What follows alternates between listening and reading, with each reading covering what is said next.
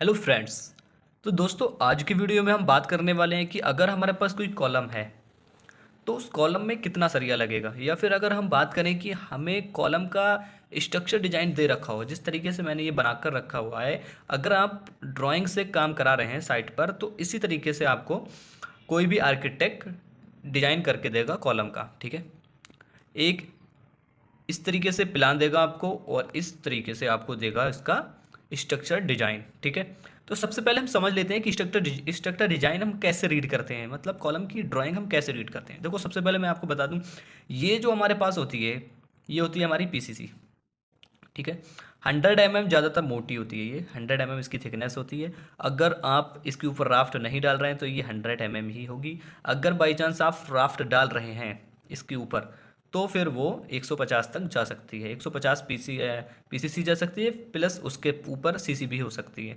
ठीक है, तो अगर हम बात करें इसकी पीसीसी की तो ये 100 mm हमारा पीसीसी रहता है। ठीक है, कोई भी कॉलम हुआ उसके नीचे पीसीसी होता है, तो वो 100 mm पीसीसी हो गया। ठीक है, फिर उसके बाद आता है हमारा राफ्ट। तो ये राफ्ट होती है यानी कि फुटिंग होती है। तो फुटिंग होती है हमारी, हमने जो फुटिंग उठाई है इस वक्त वो है 450 हमारी, यानी कि फुटिंग की मोटाई जो हमारी है वो 450 है। ठीक है, आप देख रहे होंगे ये आपको दिखाई देता होगा 500।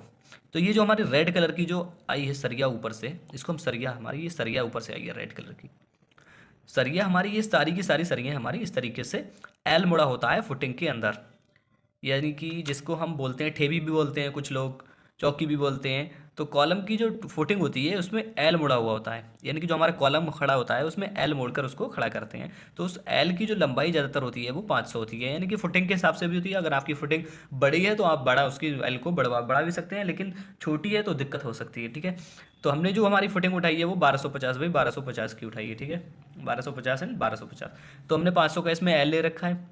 इसी तरीके से यहाँ इन्होंने एक प्लिंथ बीम दे रखा है।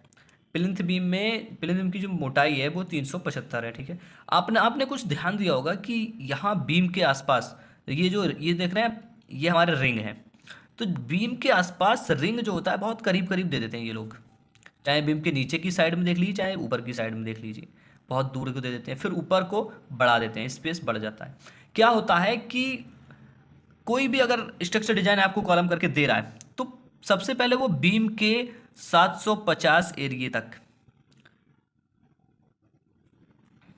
बीम के 750 एरिए तक, या फिर HY4 बीम के 750 एरिए तक, या फिर HY4 हाइट तक, यानी कि लंबाई तक 100 सेंटर टू सेंटर होता है रिंग, यानी कि रिंग की स्पेसिंग जो होती है वो 100 mm सेंटर टू सेंटर होती है। ठीक है, ऊपर भी इसी तरीके से, ऊपर वाला जो हमारा स्लैब बीम होता है या स्लैब होता है तो वहाँ भी हमारा 100 ही रहेगा। तो मैं आपको बता दिया, जैसे 750 तक यानी कि 750 mm तक, या फिर HY4 का जितना भी आए उतने तक 100 mm सेंटर टू सेंटर हमारा रिंग रहता है। उसके बाद जो भी स्पेस बचता है, उसके बाद जो भी स्पेस बचेगा उसमें हमारा 150 सेंटर टू सेंटर आ जाएगा। ठीक है, अब हम बात करें लैप की। लैपिंग लेंथ क्या होती है कॉलम में, तो होती है हमारी 42 × D। जितना भी आप देखें इस वक्त का, अगर कंस्ट्रक्शन आप वर्क उठाकर देखें, स्ट्रक्चर डिजाइन अगर उठाकर देखते हैं तो उसमें 42 × D ही दिया रहता है। बीम के लिए 50D होता है। ठीक है, क्योंकि बीम में टेंसाइल जोन होता है, इस वजह से उसमें 50D होता है। तो यहाँ पर इन्होंने 42D दे रखा है। एक बात हमेशा याद रखें, कोई भी आप लैपिंग करें तो लैपिंग हमेशा अल्टरनेट करें, यानी कि ऊपर नीचे करें। अगर 3 सरियों का नीचे दिया है तो 3 सरियों का ऊपर करें, यानी कि अगर 6 सरियाँ दी हैं तो 50% आधी सरियाँ हमारी ऊपर रहेंगी, आधी सरियों का नीचे लैप होगा। वही हमारा लैप जो है कामयाब रहता है। और लैप, दोनों लैप के बीच कम से कम 300 mm का गैप होना चाहिए।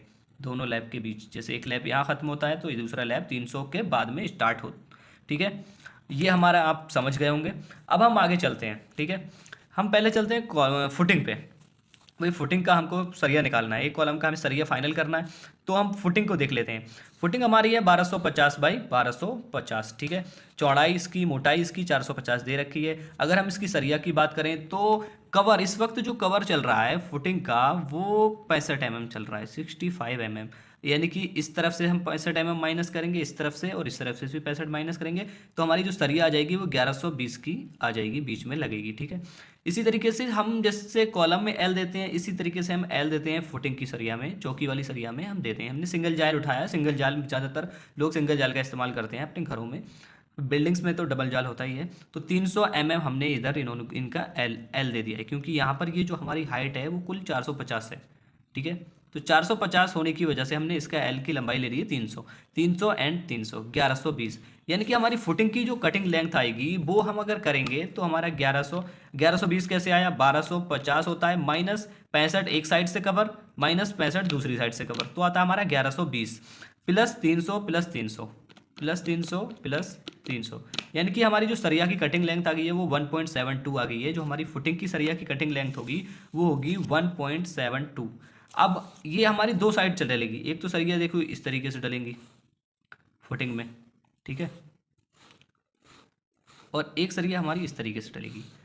तो हम इसको बोलते हैं मेन और cross, short span and long span, long span भी बोलते हैं हम। लेकिन ज़्यादातर क्या होता है कि अगर स्पान सेम है तो हम क्रॉस और मेन बार बोलेंगे, यानी कि जो हमारी निचली वाली सरिया जो होती है वो मेन कहलाती है, और जो हमारे ऊपर से सरिया डलती है वो क्रॉस कहलाती है। अगर ये छोटे या बड़े होते हैं, जैसे ये मान लीजिए 1250 है, ये होता है 750, तो हमारा जो 750 वाली सरिया होती है, जो ये वाली सरिया डलती है 750 वाली, तो वो हमारी मेन होती है, और 1250 वाली क्रास होती है। यानी कि छोटी सरिया हमेशा मेन होती है और बड़ी सरिया क्रास क्रास बार होता है, ठीक है। अब इन्होंने दे रखा है 12 डाई की सरिया 150 सेंटर टू सेंटर, यानी कि 150 सेंटर टू सेंटर, यानी कि इस सरिया की दूरी इस सरिया से 150 सेंटर टू सेंटर होनी चाहिए, ठीक है।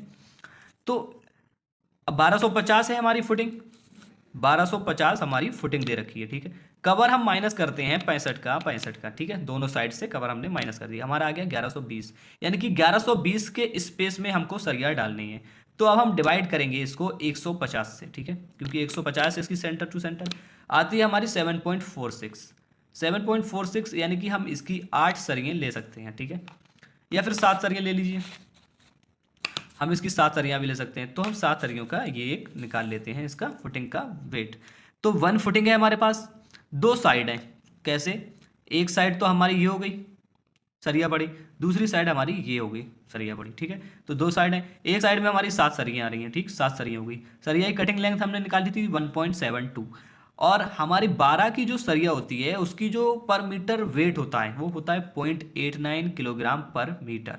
इस पर मैंने वीडियो बना रखी है, तो पिछला वीडियो हमने अपलोड किया था, उस वीडियो का लिंक हमने डिस्क्रिप्शन में दे रखा है, आप उस पर जाकर हर डाया की सरिया का 1 मीटर में वेट कितना होता है हमने उसका फॉर्मूला दे रखा है, और उस तरीके से उसके हर उसका वेट लिख भी रखा है, आप देख सकते हैं उसको जाकर, ठीक है। अब हम इसकी अगर मल्टीप्लाई करते हैं तो 21.43 kg हमारा आता है, ठीक है। अब हम बात करें कॉलम की, तो कॉलम की हमारी देखिए एक कॉलम है हमारे पास, और इसमें 6 सरियाँ दे रखी हैं, 1 2 3 4 5 6, ठीक है, 300 बाई 300 का हमारा कॉलम है, और इन्होंने 6 सरियाँ दे रखी हैं, 6 सरियाँ देखिए, ये 6 सरियाँ 16 डाई की, ठीक है। तो अब कॉलम के लिए हमने निकाल दिया, 1 कॉलम है हमारे पास, 6 सरियाँ हो गई। हमारे कॉलम की पूरी लंबाई जो हमने ले रखी है वो है 4 मीटर, ठीक है, 4 मीटर यहाँ से हमारी लंबाई हो गई, प्लस ये 500 जो हमारा एल दिया गया है फुटिंग में वो 500, तो हमारी लंबाई कितनी हो जाएगी, 4 मीटर 50 सेंटीमीटर, ठीक है, 4.5 मीटर। अब हमारा जो 16 की सरिया का वेट होता है पर मीटर वो होता है 1.58 मीटर, ठीक है। तो हम इसकी मल्टीप्लाई करते हैं तो आता है हमारा 42.66 किलोग्राम। अब हम अगर रिंग की बात करें तो रिंग हमने जैसे आपको बताया था कि 100 and 150 centre to centre ring दिया होता है, ज़्यादातर यही रहता है। बीम के 700 बीम के टॉप से या फिर उसके बॉटम से 750 नीचे तक 100 पे रहता है, और 750 ऊपर तक 100 पे रहता है, उसके बाद स्पेसिंग 150 की ही रहती है, ठीक है। तो अब हम बात करें 8 की सरिया का हमको रिंग दिया गया है। अब सबसे पहले मैं आपको बता दूं कि जैसे हमने 4 मीटर की हाइट ले रखी है, ठीक है, तो हम पूरे 4 मीटर में तो रिंग डालेंगे नहीं, क्योंकि हमारे पास प्लिंथ बीम है, ठीक है। प्लिंथ बीम हमारी है, मोटाई रखी है हमने 375, यानी कि 375, तो हम माइनस करेंगे 375 4 मीटर में से, ठीक है, आ जाता है हमारा 3625, यानी कि 3625 mm आ जाता है, ठीक है। अब हम करेंगे कि भाई हमें इन्होंने 2 टाइप की रिंग दे रखे हैं, एक तो 100 सेंटर टू सेंटर दे रखा, फिर 150 सेंटर टू सेंटर दे रखा है। तो क्या करते हैं, जैसे ये स्पेस मान लीजिए 750 हम नीचे इधर आ गए, 750 हम इधर चले गए, 1.5 मीटर हमारा हो गया, 1.5 मीटर हमारा बीच में रह जाता है, ऐसे करके मान चले, अगर 3 मीटर का हम लेते हैं तब, और प्लस ये बीम के नीचे 750 चले गए। इस तरीके से हमारा क्या होता है कि अगर आप बिल ले रहे हैं तो उसमें क्या करते हैं कि 150 प्लस 100, इन दोनों का जो वो आता है एवरेज आता है, वो आता है 125। तो हम क्या करते हैं कि 4 मीटर का हमने लंबाई ले रखी है, माइनस हमने प्लिंथ बीम कर दिया। जो प्लिंथ बीम हमारा ये रहा था, हमने वो प्लिंथ बीम की लंबाई माइनस कर दी, क्योंकि प्लिंथ बीम में रिंग नहीं डलते हैं, ठीक है। तो ये हमारा आता है 3625। तो हम इसको डिवाइड कर देंगे 125 से, क्योंकि हमारा 100 का और 150 का एवरेज आ रहा है 125। तो हम सारे रिंग 125 के हिसाब से मल्टीप्लाई कर लेंगे, तो हमारे आ जाएंगे 29 रिंग, ठीक है। 29 रिंग आ जाएंगे, तो एक कॉलम हमारे पास 29 रिंग है, ठीक है। अब रिंग की कटिंग लेंथ 1.04। रिंग की कटिंग लेंथ कैसे निकालते हैं हम लोग, जैसे कि ये इन्होंने कॉलम दे रखा है, कॉलम है 300 बाई 300 का, 40 mm का कवर होता है कॉलम में, ठीक है। कॉलम में जो कवर होता है वो होता है 300, वो होता है 40 mm का, ठीक है। बीम में जो होता है वो होता है 25 mm का। अगर हम स्लैब की बात कर लें इसी में, तो स्लैब का होता है 15 mm का, ठीक है। फुटिंग का मैं आपको बता ही चुका हूँ कि 65 mm का फुटिंग का कवर होता है, ठीक है। तो 40 हम इस तरफ से माइनस करेंगे, 40 इस तरफ से माइनस करेंगे, हमारे पास रह जाएगा 220।